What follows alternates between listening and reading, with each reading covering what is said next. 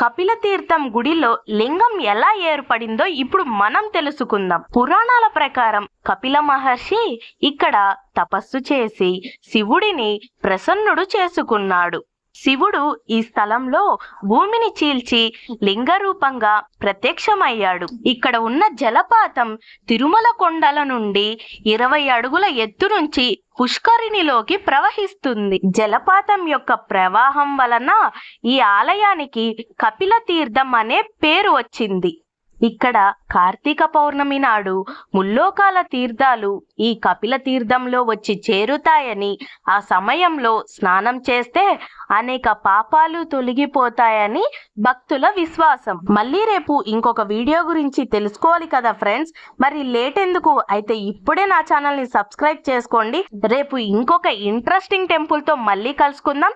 Thank you for watching Teju epic book. Please subscribe.